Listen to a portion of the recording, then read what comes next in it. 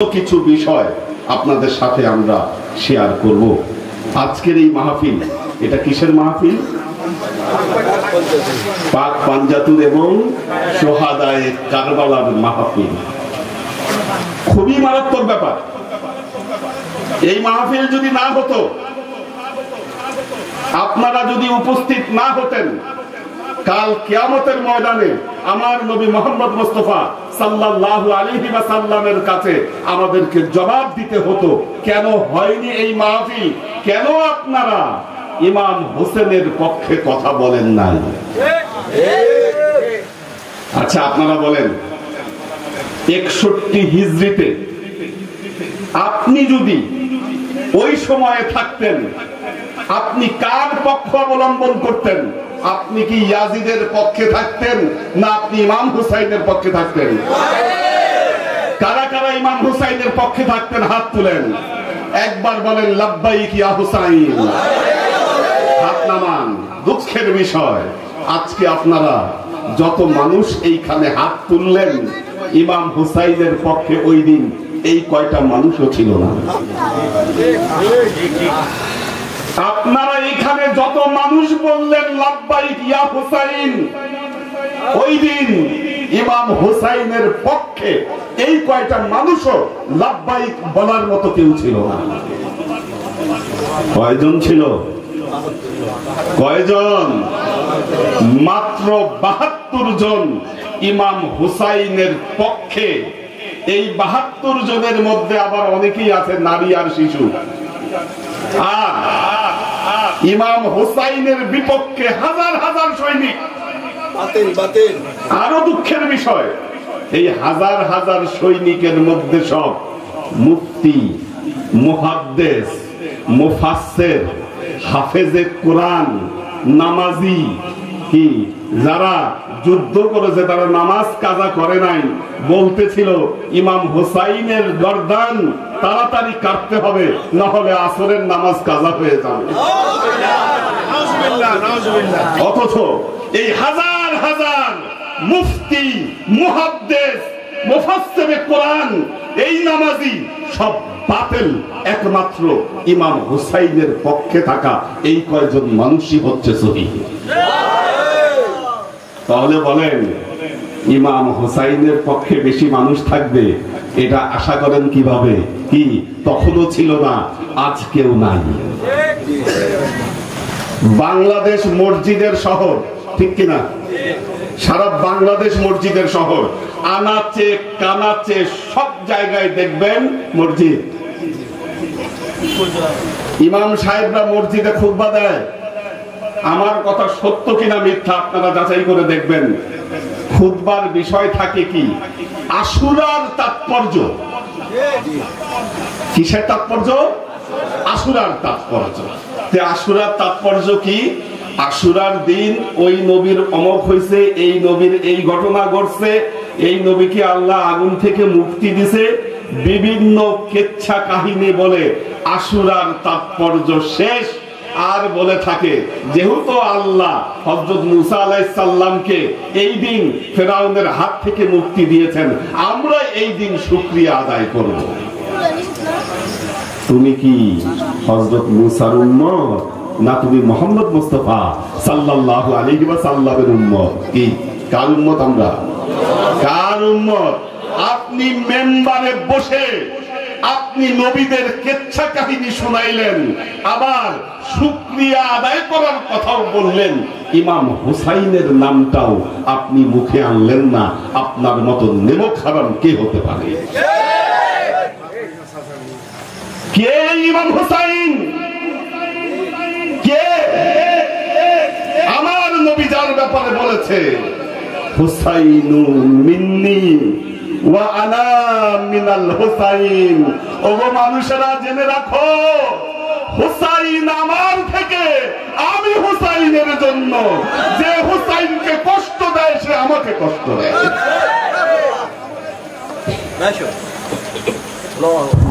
আল্লাহ, আল্লাহর নবী তার জীবনে এত ইসলাম প্রচার করেছেন কি আল্লাহ তার নবীকে বললেন, হে নবী আপনি আজকে ঘোষণা দেন সবার মধ্যে কি ঘোষণা? আল্লাহ বলতেছেন তার নবীকে, কুল লা আসআলুকুম আলাইহি আজরান ইল্লাল মাওয়াদ্দাতা ফিল কুরবা। হে নবী, আপনি ঘোষণা করে দেন, ওগো আমার উম্মত, আমি তোমাদের কাছে ইসলামের বাণী আমি পৌঁছে দিচ্ছি, এর বিনিময়ে আমি তোমাদের কাছ থেকে কোনো কিছু চাই না। আমি একটা মাত্র জিনিস চাই, তোমরা আমার আহলে বাইতের সাথে তোমরা ভালো আচরণ করবা। কিচ্ছু চাই না, আমি মুহাম্মদ মুস্তাফা সাল্লাল্লাহু আলাইহি ওয়াসাল্লাম একটা জিনিস চাই, আমার আহলে বাইত যেন তোমাদের কাছে ভালো থাকে। ভালো রাখছেন? আহলে বাইতকে ভালো রাখছেন? সবাইকে শহীদ করছেন, নাউজুবিল্লাহ। এদের সাথে যদি সম্পর্ক থাকে, আপনার যোগাযোগ থাকে, এদের আসরে যদি আপনি বসেন, জান্নাতের আশা করতে পারেন? ইমাম হোসাইনের গলায় খঞ্জর চালানো, এটা তো মুহাম্মদ মুস্তাফা সাল্লাল্লাহু আলাইহি ওয়াসাল্লামের বুকে খঞ্জর চালানোর মতো।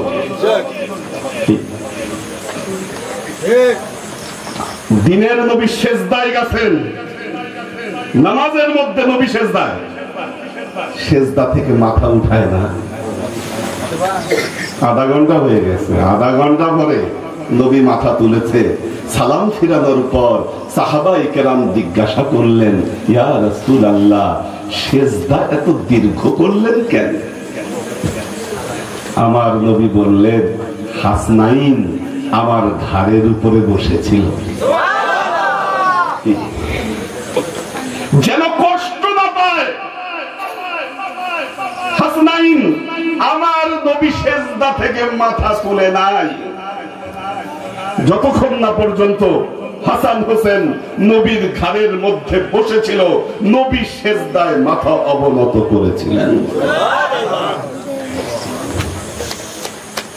এনারা এমন সত্তা, তারা মাসুম, কোনো গুনাহ ছিল না, কোনো পাপ ছিল না তাদের, ঠিক কিনা?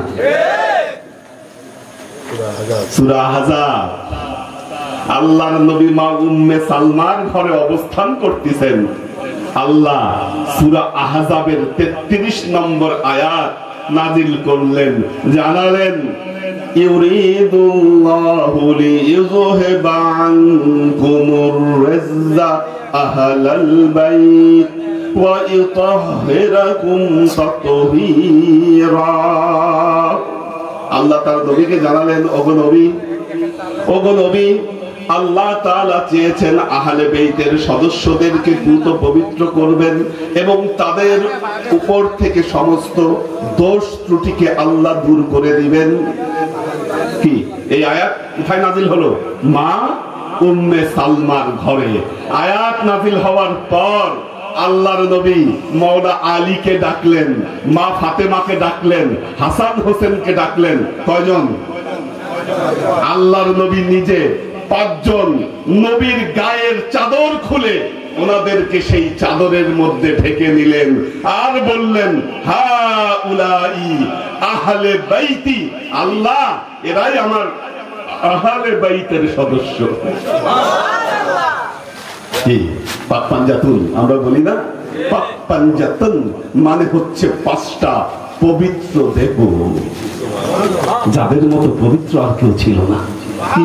মা উম্মে সালমা দরজায় দাঁড়ায় বলতেছেন, ইয়া রাসূলুল্লাহ, আমি কি এনাদের অন্তর্ভুক্ত নই? আল্লাহর নবী বললেন, উম্মে সালমা, তুমি এদের অন্তর্ভুক্ত নও, কিন্তু তুমি তোমার স্বীয় মর্যাদায় প্রতিষ্ঠিত। এই ঘটনার পরদিন মা উম্মে সালমা তিনি শুনতে পাইলেন আল্লাহর নবী তার রুমের ভেতরে ঢুকে ডুকরে ডুকরে কাঁদতেছে। কে কাঁদতেছে?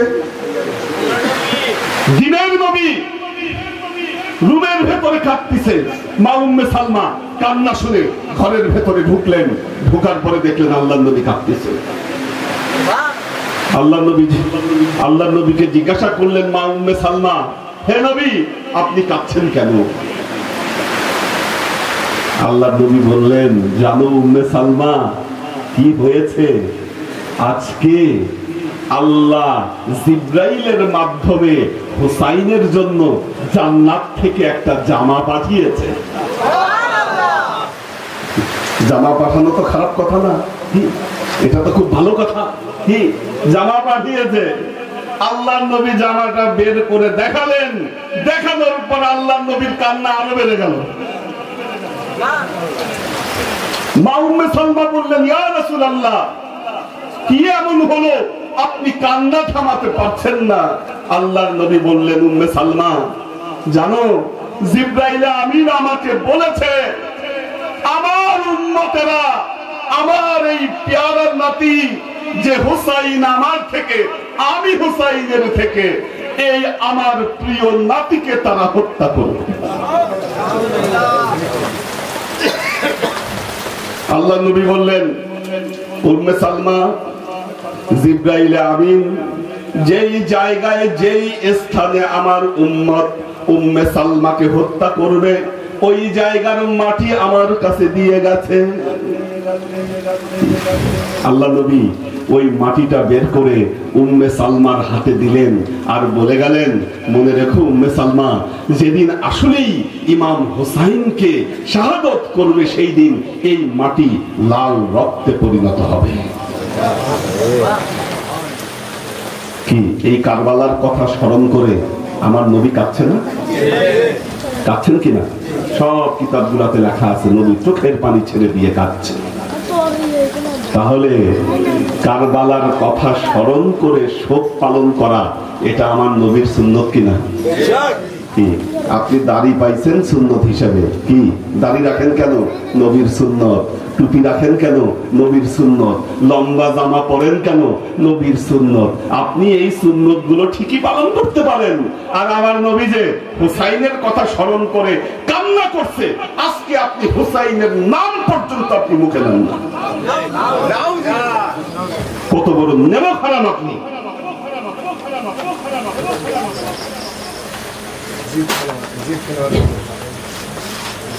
মা ফাতিমা একটু পরে আল্লাহর নবীর ঘরে ঢুকলেন, দেখলেন আল্লাহর নবী কান্না করছেন। মা ফাতেমা আল্লাহর নবীকে জিজ্ঞাসা করলেন, আব্বাজান আপনি এত কাঁদছেন কেন? আল্লাহর নবী বললেন, ওগো ফাতেমা, জিবরাইল আমিন এসে আমাকে জানিয়েছে তোমার কলিজার টুকরা হুসাইনকে আমার কিছু উম্মত কারবালার ময়দানে শহীদ করে দিবে, শহীদ করে দিবে। মা ফাতেমা বললেন, আব্বাজান তাহলে আপনি আল্লাহকে বলছেন না কেন আল্লাহ যেন এই শাহাদতকে ঠেকায় দেয়? নবী দোয়া করলে কি শাহাদত ঠেকতো কিনা? ঠেকতো কিনা? কিন্তু দেখেন আমার নবী, আমার দিনের নবী, কি আল্লাহর নবী বললেন, ফাতেমা আমি হুসাইনকে কোরবানি করছি, হুসাইন আমার কোরবানি, আল্লাহ আমার কাছ থেকে এই কোরবানি চেয়েছে। এই কোরবানির বিনিময়ে কি হবে? হক আর বাতিলের পার্থক্য হয়ে যাবে।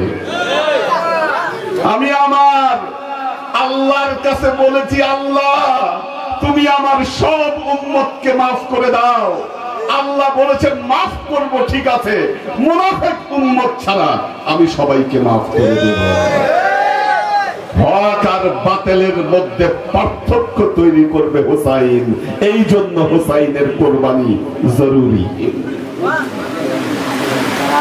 আচ্ছা দেখেন, খাজা মঈনুদ্দিন চিশতি আজমিরি নাম শুনছেন না? কোথায় ওনার মাজার? কোথায়? ভারতের আজমিরে না? খাজা মঈনুদ্দিন চিশতি যখন ভারতে আসলেন, ওনার জন্য আন্না সাগরের পানি বন্ধ করে দিল। উনি ওনার লোটার মধ্যে আন্না সাগরের পানি নিয়ে আসলেন। কি নিয়ে আসছেন না? কিন্তু কারবালার ময়দানে যখন ইমাম হুসাইনের পানি বন্ধ করলো, উনি কি পারতেন না ফোরাত থেকে সব পানিগুলো নিয়ে আসতে? কেন করলেন না? উনি তো আল্লাহর ওলি, ওনার চাইতে তুই হুসাইনের পাওয়ার বেশি। ইমাম হুসাইন করেন নাই, কারণ ইমাম হুসাইন জানতেন আমাদের পেয়ারা নবী বলে গেছে এই ঘটনা ঘটবে। কি এই ঘটনা ঘটবে, ঘটতে দিয়েছেন, কারণ ঘটতে না দিলে হক আর বাতিলের মধ্যে পার্থক্য তৈরি হবে না। কি এই জন্য মনে রাখবেন ভাইরা, আহলে বাইতকে কারা মহব্বত করেন? এখানে হাত তুলেন। মাশাআল্লাহ, নারায়ে তাকবীর, নারায়ে রিসালাত, নারায়ে হায়দারি। মাশাআল্লাহ, হাত নামান। দেখেন সুন্দর চেহারা, জান্নাতে যেতে পারবে না। সুললিত কণ্ঠে নামাজ পড়ায়, জান্নাতে যাওয়ার উপায় নাই। কি পাক্কা নামাজি, আমলের অভাব নাই, নামাজ আছে, রোজা আছে, সব আছে, কি মুক্তি পাবে? কারণ আল্লাহ দেখেন কালামে পাকে বলছেন আমেলাতুন নাসিবা তাসলা নারান হামিয়া। অনেক বড় বড় আমলকারী কাল কিয়ামতের ময়দানে আল্লাহ ধরে জাহান্নামে নিক্ষেপ করবে। আল্লাহর কসম করে বলছি, আহলে বাইতের মহব্বত অন্তরে না থাকলে আপনি জান্নাতের গন্ধও পাবেন না। দলিল দলিল আপনারা জানেন আল্লাহর নবী বিদায় হজের ভাষণ দিয়েছিলেন। কি বিদায় হজের ঠিক 9 দিন পর 18ই জিলহজ আল্লাহর নবী আরেকটা ভাষণ দিয়েছিলেন। কি আরেকটা ভাষণ দিয়েছিলেন? যেই জায়গায় এই ভাষণ দিয়েছিলেন আমি সেই জায়গায় গিয়েছি, আমি নিজে গিয়েছি সেই জায়গায়। সেই জায়গায় মসজিদ বানানো আছে, কিন্তু সৌদি সরকার ওই জায়গায় এখন কাউকে যাইতে দেয় না। কেন যাইতে দেয় না জানেন? কারণ যদি আপনারা ওই জায়গায় যান, ওই জায়গার ইতিহাস যদি জেনে যান, এই বাতিলগুলা যে ব্যবসায়ী, কি এদের সব জারিজুরি ফাঁস হয়ে যাবে। কি জারিজুরি ফাঁস হয়ে যাবে, এই জন্য ওখানে কাউকে যাইতে দেয় না। এই যে আল্লাহর নবী বিদায় হজের পর এত গুরুত্বপূর্ণ ভাষণ দিলেন, এই ভাষণের কথা মোল্লা মৌলবী সব জানে, কেউ বলে না, বলে না, কিতাবের মধ্যে লুকায়ে রাখছে, একদিনও মেম্বারে বলে না, মানুষ যেন না জানে। এই জন্য এইটাকে কবর দেওয়ার যত রকম চেষ্টা, এতই ভয় পায়। কেউ যখন মুখ ফেটে এগুলো বলতে চায়, বলে এই যে শিয়া পাইছি একটা শিয়া। যে আহলে বাইত নাজাতের তরি, সেই আহলে বাইতের কথা বললে আপনি শিয়া? হায় রে আল্লাহ, আহলে বাইতকে মহব্বত যদি শিয়াবাদ হয়, তাহলে আমি সেই শিয়াই হইতে চাই। কারণ আহলে বাইত নাজাতের তরি, আমার নবী বলছে এ নূহের কিস্তি আহলে বাইত। যে আহলে বাইতে আরোহণ করবে সেই মুক্তি পাবে। একটা জিনিস বলে রাখবেন, আপনারা হয়তো ভাবেন হুজুর আমরা তো মাত্র কিছু সংখ্যক মানুষ আহলে বাইতকে মহব্বত করি, কি সমাজের বাকি মানুষ কেউ তো পাক পাঞ্জাতুনের কথা বলে না, জিকরে পাক পাঞ্জাতুন করে না, পাক পাঞ্জাতুনের কথা মসজিদগুলোর মেম্বারে মেম্বারে বলা হয় না, তারা কি জান্নাতে যাবে না? আচ্ছা, আল্লাহর কি ঠেকা পড়ছে আপনাকে জান্নাত দেওয়ার? বলেন। আর একটা জিনিস মনে রাখবেন, জান্নাত হলো ভিআইপি জায়গা, ঠিক কিনা? জেলখানার এক ঘরে 15-20 জন থাকতে পারে, কিন্তু আপনি 5 স্টার হোটেলে যান, এক রুমে 2 জনের বেশি থাকতে দিবে না। এবং আল্লাহ কোরআনেই বলেছেন সুল্লাতুম মিনাল আউয়ালিনা ওয়া কালিলুম মিনাল আখিরিন। পূর্বের জামানা থেকে অনেক লোক জান্নাতে যাবে, কিন্তু শেষ জামানা থেকে খুব কম সংখ্যক মানুষ জান্নাতে যাবে। কি আহলে বাইতের মহব্বত না থাকলে কি জান্নাতে যেতে পারবেন না।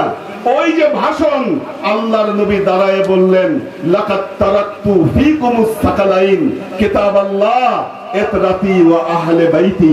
আমি তোমাদের কাছে দুটো গুরুত্বপূর্ণ জিনিস রেখে যাচ্ছি, আমার কিতাব, আল্লাহর কিতাব, আর আহলে বাইত। এরপরে কি বললেন? আরো মারাত্মক কথা, আল্লাহ নবী বলতেছেন মনে রেখো এই দুইটা বিষয় নিয়ে তুমি কাল হাউজে কাউসারে আমার সাথে দেখা করবা। কোথায় দেখা করবেন? কোথায়? হাউজে কাউসার। হাউজে কাউসারটা কি জানা আছে? হাউজে কাউসার জানা আছে কিনা? জান্নাতে ঢুকতে গেলে হাউজে কাউসারের পানি পান করতে হবে। আর হাউজে কাউসারের পানি একমাত্র দিতে পারেন কে? মুহাম্মদ মুস্তাফা সাল্লাল্লাহু আলাইহি ওয়াসাল্লাম। এই নবী বলে গেলেন কাল কিয়ামতের ময়দানে হাউজে কাউসারে তোমরা কুরআন আর আহলে বাইতকে নিয়ে আমার সাথে দেখা করতে হবে। আমি তখন জিজ্ঞাসা করব, কে বললেন? কে জিজ্ঞাসা করবেন? আমার নবীজি বললেন আমি তখন আহলে বাইতকে জিজ্ঞাসা করব যে আহলে বাইতের সদস্যরা তোমরা একটু বলো তো, এই লোক আমার কাছে হাউজে কাউসারের পানি নিতে আসছে, দুনিয়ায় এদের সাথে তোমার তাআল্লুক ছিল কিনা? যদি তাআল্লুক থাকে হাউজে কাউসারের পানি পাবেন, তাআল্লুক না থাকলে হাউজে কাউসারের পানি পাবেন না। সহিহ বুখারীর হাদিস, কাল কিয়ামতের ময়দানে একদল লোক আল্লাহর নবীকে দেখে ছুটে আসবে, বলবে ইয়া নবী ইয়া নবী। আমার নবী বলবে উম্মতি উম্মতি, সুম্মা ইয়াহুলু বাইনি ওয়া বাইনাহুম। এরপর তাদের মাঝখানে আর আমার মাঝখানে পর্দা পড়ে যাবে। আমি আল্লাহকে বলবো, আল্লাহ কি হলো? আমার উম্মত দেখলাম আমার কাছে আসার আগে পর্দা পড়ে গেল, কেন হলো এটা? আল্লাহ বলবে নবী গো, আপনি জানেন না, আপনি দুনিয়া থেকে চলে আসার পর এই সমস্ত লোকেরা, এই মুনাফিকরা আপনার দ্বীনকে নষ্ট করে দিয়েছিল। আচ্ছা, আপনি যখন হাউজে কাউসারের পানি পান করতে যাবেন, এই সময়ে এই মাহফিলে যারা আছেন, যে কয়জন আছেন, যে কয়জন আছেন, আপনারা শুরুতে হাত তুলে বলেছেন আপনারা আহলে বাইতকে মহব্বত করেন, ঠিক কিনা? মহব্বত করেন। আচ্ছা, ইমাম হোসাইন কি দেখতেছে না? রুহানি ভাবে ইমাম হোসাইনের কাছে এই খবর আছে কিনা যে কুমিল্লার বুড়িচং কৃষ্ণনগর দক্ষিণ পাড়া 6 গ্রাম এই জায়গায় হাই বক্সিয়া দরবারে ইমাম হোসাইনের স্মরণে কি তার নবীর কিছু উম্মত আজকে একত্রিত হয়েছে, এই খবর ইমাম হোসাইনের কাছে আছে কিনা? তখন আপনি আব্দুল্লাহ কলিমুল্লাহ যেই হন না কেন, যখন নবীর কাছে গিয়ে হাউজে কাউসারের পানি চাবেন, নবী বলবে পানি দিব, কিন্তু দেওয়ার আগে আমার আহলে বাইতের সার্টিফিকেট নিয়ে আসো। কি হয়তো এই মাহফিলের ওসিলায় বলতে পারবেন, হয়তো এই মাহফিলের ওসিলাই বলতে পারবেন, ইয়া রাসূলুল্লাহ, আমি আহলে বাইতকে মহব্বত করতাম, প্রমাণ আছে। প্রমাণটা কি? আপনি ফেরেশতাদেরকে জিজ্ঞাসা করেন যে আজকে 10 তারিখ রাতে আমি ওই বুড়িচং জেলায় হাই বক্সিয়া দরবারে তোমার ইমাম হোসাইনের জিকিরে আমি সেই জায়গায় হাজির হয়েছিলাম। আমি ইমাম হোসাইনের জন্য আমার বুকের একটা দীর্ঘশ্বাস আমি ফেলেছি। বলতে পারবেন কিনা? আহা, ইমাম হোসাইন। আল্লাহর নবী চলে যাওয়ার পর ইয়াজিদ হলো খলিফা। কি হলো খলিফা? কে? নামটা আবার বলেন জোরে। ইয়াজিদ ইবনে মুয়াবিয়া। ইয়াজিদ ইবনে মুয়াবিয়া, তার নাম হলো ইয়াজিদ, সে হলো হযরত মুয়াবিয়ার সন্তান। ইয়াজিদ ইবনে মুয়াবিয়া হলো খলিফা। খলিফা হওয়ার পর ইমাম হোসাইনকে বলতেছে, ইমাম হোসাইন, আপনাকে আমার হাতে বয়াত পড়তে হবে। বলেন নাউজুবিল্লাহ। কত বড় বেয়াদব, কত বড় বেয়াদব! বলে বয়াত পড়তে হবে আমাকে, আমার হাতে কাকে বয়াত করতে হবে? হোসাইনকে। যে নবী হোসাইনের প্রতিনিধি, যে হোসাইন নবীর প্রতিনিধি, তাকে বলে বয়াত করতে হবে। অথচ সে হলো ফাসেক, বেনামাজি, মদখোর, বানর নাচাতো। কি আজকে দেখবেন আমাদের কিছু আলেম ইউটিউবে খুঁজলে পাবেন বলতেছে না ইয়াজিদের কোনো দোষ নাই, ইয়াজিদকে কাফের বলা যাবে না, ইয়াজিদকে ফাসেক বলা যাবে না। বলেন নাউজুবিল্লাহ। আমাদের চার ইমাম কি কি সুন্নি মাযহাবের প্রসিদ্ধ চার ইমাম, ইমাম আবু হানিফা রাহমাতুল্লাহ আলাইহি, ইমাম শাফিঈ, ইমাম মালিকি, ইমাম হাম্বল, নাম শুনছেন না? এদের মধ্যে তিনজন বলছে ইয়াজিদ ফাসেক, আর ইমাম মালিক বলছে ইয়াজিদ কাফের। শুধু সে না, তাকে যারা সহযোগিতা করে বয়াতকে আমি কবুল করব না। এই সময় ইমাম হুসাইন ছিলেন মদিনায়, তিনি মদিনা ছেড়ে মক্কার উদ্দেশ্যে চলে গেলেন। ওনার উদ্দেশ্য ছিল উনি মক্কায় গিয়ে হজ করবেন। এই খবর যখন ইয়াজিদের কাছে আসলো, ইয়াজিদ সৈন্য পাঠিয়ে দিল, বলল হয় ইমাম হুসাইনকে গ্রেফতার করো, আমার কাছে নিয়ে আসো, অথবা তাকে আমার বয়াত গ্রহণে বাধ্য করো, অথবা তাকে হত্যা করো। ইমাম হুসাইন বাইতুল্লাহ জিয়ারত করতেছেন আর দেখতেছেন ইহরামের কাপড়ের মধ্যে ছুরি ঢুকায়ে ওনাকে হত্যা করার জন্য চতুর্দিকে ঘুরে বেড়াচ্ছে। এই অবস্থা যখন তিনি দেখলেন, তিনি বুঝলেন যে আমার আর মক্কায় থাকা ঠিক হবে না, আমি নিরাপদ কোনো জায়গায় চলে যাই। উনি হজের নিয়ত বাদ দিয়ে হজকে ওমরায় পরিণত করে মক্কা থেকে তিনি বের হয়ে আসলেন। একটু চিন্তা করেন, যে নবী দ্বীন নিয়ে আসলো, সেই নবীর নাতি তিনি কোন জায়গায় গিয়ে শান্তিতে টিকতে পারছেন না, কোন সময় ওনাকে হত্যা করে এই ভয়ে তিনি ব্যতিব্যস্ত হয়ে তিনি ঘুরে বেড়াচ্ছেন। কি মারাত্মক কথা!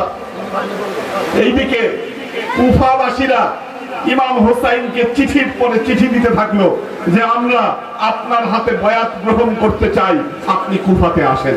ইমাম হুসাইন তার ভাই মুসলিম বিন আকিলকে কুফায় পাঠিয়ে দিলেন, এবং কুফায় পাঠিয়ে দিয়ে তিনি দেখলেন যে না, আসলেই কুফাবাসীরা ইমাম হুসাইনের হাতে বয়াত করতে চায়। মুসলিম বিন আকিল ইমাম হুসাইনের কাছে চিঠি লিখে দিলেন, বললেন আপনি কুফায় চলে আসেন। ওনাদের চিঠি পেয়ে ইমাম হুসাইন কুফার উদ্দেশ্যে রওনা দিলেন।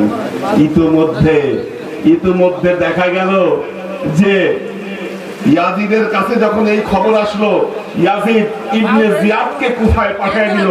ইবনে জিয়াদ কুফায় এসে মুসলিম বিন আকিলকে হত্যা করল, শাহাদত বরণ করাই দিল। এতে কুফার পরিবেশ পরিবর্তন হয়ে গেল। ইমাম হুসাইনের কাছে এই খবর পৌঁছায় নাই যে কুফার অবস্থা পরিবর্তন হয়ে গেছে। ইমাম হুসাইন কুফার দিকে রওনা দিয়ে দিয়েছেন। 2 তারিখ ইমাম হুসাইন কারবালার ময়দানে গিয়ে পৌঁছাইলেন। কয় তারিখ? মুহররম মাসের 2 তারিখ কারবালার ময়দানে গিয়ে পৌঁছাইলেন। ইয়াজিদের সাথে যোগাযোগ করার চেষ্টা করা হলো। ইমাম হুসাইন বললেন আমাকে 3টা কাজ করতে দাও, হয় আমাকে মদিনায় ফিরে যেতে দাও, অথবা আমাকে পার্শ্ববর্তী কোন রাষ্ট্রে চলে যেতে দাও, অথবা আমাকে ইয়াজিদের কাছে নিয়ে যাও। আমি যদি ইয়াজিদের সামনে দাঁড়াই, আমার বিশ্বাস ইয়াজিদ আমার সাথে বেয়াদবি করার সাহস পাবে না। ওবায়দুল্লাহ বিন জিয়াদ বলল, ইমাম হুসাইন আপনার কাছে 2টা পথ খোলা। এক হলো আপনি হয় ইয়াজিদের বায়াত গ্রহণ করেন, অথবা আমরা শক্তি প্রয়োগ করে আপনাকে হত্যা করব। ইমাম হুসাইন বললেন, দেখো ইবনে জিয়াদ, আমি যুদ্ধ করতে আসি নাই, আমার সাথে মাত্র 72 জন, আমাদের সাথে কোনো অস্ত্র নাই, আমি তো যুদ্ধ করতে আসি নাই, তোমরা আমার সাথে যুদ্ধ করবা কেন? ইবনে জিয়াদ বলল, আমাকে যদি কুফার শাসনে টিকে থাকতে হয় তাহলে আপনাকে আপনার বায়াত আদায় করতে হবে, নইলে আমি কুফার শাসনে টিকে থাকতে পারবো না। মুহররম মাসের 7 তারিখ ফোরাত নদীর পানি বন্ধ করে দিল। মরুভূমিতে গেলে বুঝবেন, মরুভূমিতে পানি ছাড়া মানুষ এক মুহূর্ত বাঁচতে পারে না। যার হাতে হাউজে কাউসারের চাবি, কি তার নাতির জন্য পানি বন্ধ করে দিল। আর এই পানি বন্ধ কোনো মুশরিক করলো না, কোনো কাফের করলো না, কোনো ইহুদি করলো না, কোনো নাসারা করলো না, নবীর নাতির জন্য পানি বন্ধ করে দিল তারই উম্মত। কি মারাত্মক কথা। মুহররম মাসের 9 তারিখ রাতে, মানে 10 তারিখ দিবাগত রাতে ইমাম হোসাইন ঘুমায়ে আছেন, ঘুমায়ে পড়ছেন। স্বপ্নে দেখলেন হঠাৎ করে তার সামনে আলোতে ভরে গেল। আলোর মধ্যে থেকে হেঁটে বের হচ্ছেন মুহাম্মদ মুস্তাফা সাল্লাল্লাহু আলাইহি ওয়াসাল্লাম। ইমাম হোসাইনের কাছে এসে বললেন, হোসাইন তোমার কষ্ট হচ্ছে, পানির পিপাসায় কষ্ট পাচ্ছ হোসাইন? চিন্তা করো না হোসাইন, আমি তোমার জন্য অপেক্ষা করছি, তুমি জান্নাতে এসে আমার সাথে ইফতার করবা হোসাইন। আমি অপেক্ষায় আছি হোসাইন। তুমি দুনিয়ায় কষ্ট করছো কেন? তুমি আমার কাছে আসো, আসলে আমি আর তুমি মিলে আমি একসাথে আমরা ইফতার করব। ইমাম হোসাইন বুঝলেন শাহাদাতের দরজা কাছে এসে গেছে, ইয়াজিদ বাহিনী তাকে ছাড়বে না। তিনি ঘুম থেকে উঠে ওনার তাঁবুতে সব ওনার সৈনিকদেরকে ডাকলেন এবং বললেন, দেখেন আমি বুঝতে পারছি ইয়াজিদের আমাকে দরকার, আপনাদের কাউকে দরকার নাই। আমি আপনাদেরকে সুযোগ দিচ্ছি, আপনারা হয়তো লজ্জা পেতে পারেন আমাকে ছেড়ে যেতে, আমি সুযোগ দিচ্ছি, আপনারা আমাকে ছেড়ে চলে যান। অযথাকে তো প্রাণ হারাবেন। ইমাম হোসাইন বললেন, এক কাজ করি, হয়তো আমাকে দেখিয়ে যেতে আপনাদের লজ্জা লাগতে পারে, আমার তাঁবুর সবগুলো প্রদীপ আমি নিভিয়ে দিলাম। তাঁবুর প্রদীপ নিভায়ে নিল, যেন যারা ওনার সাথে আছে তারা যেন আস্তে করে ওনাকে ছেড়ে চলে যেতে পারে। বিহারুল আনোয়ার কিতাবের বর্ণনায় ইমাম হোসাইন যখন ওনার তাঁবুর প্রদীপ নিভায়ে দিলেন, তখন আল্লাহ ইমাম হোসাইনের সাথে থাকা সবার চোখের পর্দা সরাইয়ে দিলেন। ওনারা উপরের দিকে তাকায় দেখতে পাইলেন আকাশের ফেরেশতারা, হুর পরীরা জান্নাতের ঘর সাজাচ্ছে ওনাদের সবার জন্য। এই দৃশ্য যদি আপনি দেখতেন, যেতে পারতেন? 1 ঘন্টা পর ইমাম হোসাইন প্রদীপ জ্বালিয়ে দিলেন, দেখলেন সবাই তার আশেপাশে দাঁড়ায় আছে। সবচাইতে বৃদ্ধ সাহাবী একজন বললেন, ইয়া ইমাম হোসাইন, আজকে যদি আপনাকে ছেড়ে আমরা চলে যাই, কাল কিয়ামতের ময়দানে আপনার নানা মুহাম্মদ মুস্তাফা সাল্লাল্লাহু আলাইহি ওয়াসাল্লামকে কি জবাব দিব আমরা? ইমাম হোসাইন বুঝলেন যারা আছে তারা কোনোভাবেই ইমাম হোসাইনকে ছেড়ে যাবে না। মুহররমের 10 তারিখ দিনের বেলা দেখেন ইয়াজিদের বাহিনীর একজন সেনাপতি, তার নাম ছিল হুর। কি নাম ছিল? মনে রাখবেন এই নামগুলো। হুর ইবনে ইয়াজিদ। ওনার পিতা একজন সাহাবী ছিল। হুর রাতে স্বপ্নে দেখলো তার পিতা এসে বলছে, হুর, আমি তো মুহাম্মদ মুস্তাফা সাল্লাল্লাহু আলাইহি ওয়াসাল্লামের প্রকৃত উম্মত ছিলাম, তাকে মহব্বত করতাম, তুমি আমাকে কেন লাঞ্ছিত করলা? হুর, তুমি ইমাম হুসাইনের পানি বন্ধ করে দিয়েছো, নবীর কাছে তুমি আমাকে লাঞ্ছিত করেছো, অপমানিত করেছো হুর। আমি দেখতে পাচ্ছি তুমি তোমার জন্য জাহান্নামকে নিশ্চিত করে ফেলেছো। যাও, তুমি এখনই তওবা করো, তুমি ফিরে আসো। মুহররমের দিন 10 তারিখ সকালে সর্বপ্রথম হুর ঘোড়ার পিঠে উঠে ঘোড়া চালায় ইমাম হুসাইনের তাঁবুর দিকে যাত্রা করলো।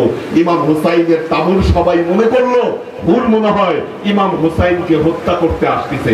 সবাই তলোয়ার নিয়ে যখন দাঁড়ালো, হুর তার হাত থেকে ঢাল তলোয়ার সব ফেলে দিল এবং ঘোড়া থেকে নেমে ইমাম হুসাইনের পায়ে পড়ে গেল। বলল, ইয়া হুসাইন, আমি তওবা করতে চাই। আমি যদি এই মুহূর্তে তওবা করি, আল্লাহ কি আমার তওবা কবুল করবেন? ইমাম হুসাইন বললেন, অবশ্যই আল্লাহ তোমার তওবা কবুল করবেন। যুদ্ধ শুরু হলো। যুদ্ধ শুরু হলো। একে একে ইমাম হুসাইনের সাথে থাকা সব সৈনিকদেরকে নির্মমভাবে হত্যা করা হলো। থাকলো শুধুমাত্র আহলে বাইতের সদস্যরা। পানি নাই, অস্ত্র নাই, খাবার নাই। শিশু আসগার, নাম শুনেছেন কিনা? শিশু আসগার, ইমাম হুসাইনের শিশু সন্তান আসগার, তিনি পানির জন্য কাঁদতেছেন। ইমাম হুসাইন বললেন, এক কাজ করি, হয়তো আসগরকে তারা পানি দিতে পারে। ইমাম হুসাইন আসগরকে কোলে নিয়ে ইবনে জিয়াদের সেনাপতির কাছে গিয়ে বললেন, আমার জন্য না হোক, আমার এই সন্তানের জন্য তোমরা পানি দাও, পানি দাও। উবাইদুল্লাহ বিন জিয়াদ দেখলো, যদি আসগরকে দেখে তাহলে তার সৈন্যদের মধ্যে বিদ্রোহ হতে পারে। তার আরেক সৈনিক হারমালা বিন কাহেল তাকে বলল, এখনই তীর মারো আসগরের বুকে। 3 ফলাওয়ালা তীর আসগরের বুককে বিদ্ধ করলো। ইমাম হুসাইনের শরীর আসগরের রক্তে ভরে গেল। ইমাম হুসাইন ওই রক্ত নিয়ে তিনি উপরের দিকে ছুঁড়ে মারলেন আর বললেন, হাউনু মা ইউনজালা বিহি ইন্নাহু বিআইনিল্লাহ। হায় আল্লাহ, আমার নবীর উম্মত আজকে আমার সাথে যা করলো, আল্লাহ আজকে আমার সাথে যা হলো, আমি আল্লাহ তোমার কাছে এটাকে উপস্থাপন করলাম, আমি তোমার কাছে বিচার দিলাম। ফিরে এসে শিশু আসগরকে মায়ের কাছে ফিরাই দিলেন। বললেন, আমি আসগরের জন্য পানি আনতে পারি নাই, কিন্তু তাকে শাহাদাতের পেয়ালা পান করায় নিয়ে আসলাম।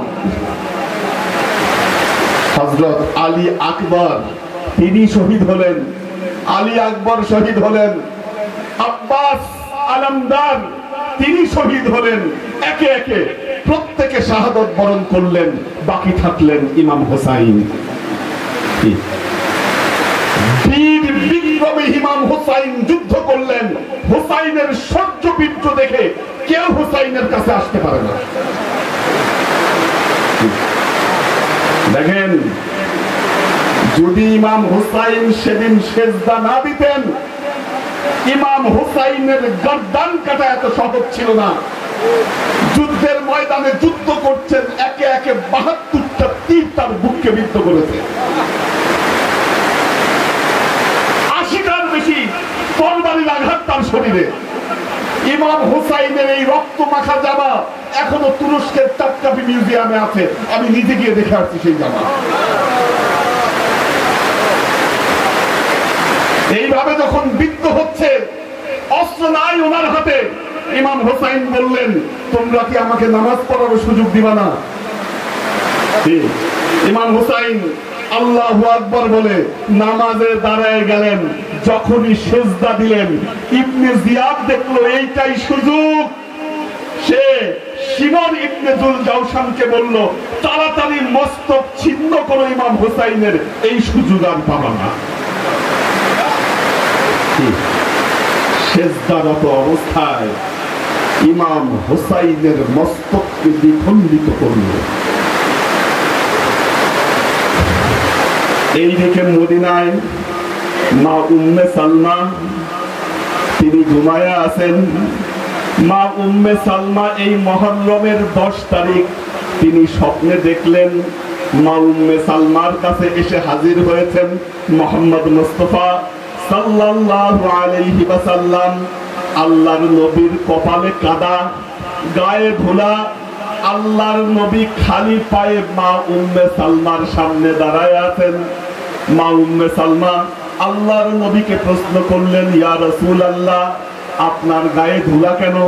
কেন আপনার গায়ে কাদা লেগে আছে আর আপনি খালি পায়ে আমার সামনে দাঁড়ায় আছেন? আল্লাহর নবী বললেন, সালমা, আমি তোমাকে বলেছিলাম যে আমার উম্মতেরা, কিছু মুনাফিক উম্মত আমার নাতিকে হত্যা করবে। আমি এখন কারবালার ময়দান থেকে ইমাম হোসাইন আর তার সাথীদের জন্য কবর খনন করে আমি এখানে আসলাম। মা উম্মে সালমা ঘুম থেকে জেগে গেলেন। ওনার মনে আছে আল্লাহর নবী তাকে কারবালার মাটি দিয়ে গিয়েছিলেন আর বলেছিলেন যেদিন ইমাম হুসাইনকে হত্যা করা হবে এই মাটি রক্তে রঞ্জিত হবে। উনি ঘুম থেকে উঠে দেখেন ঠিকই ওই রক্ত রঞ্জিত কারবালার মাটি। হযরত আব্দুল্লাহ ইবনে আব্বাস রাদিয়াল্লাহু তাআলা আনহু মুহররমের 10 তারিখ ঘুমায়ে আছেন। তিনি দেখলেন আল্লাহর নবী একটা বাটিতে করে রক্ত দিয়ে আসছেন। হযরত আব্বাস ইবনে আব্বাস জিজ্ঞাসা করলেন, ইয়া রাসূলুল্লাহ, আপনার এই বাটিতে কি? আল্লাহর নবী বললেন, রক্ত।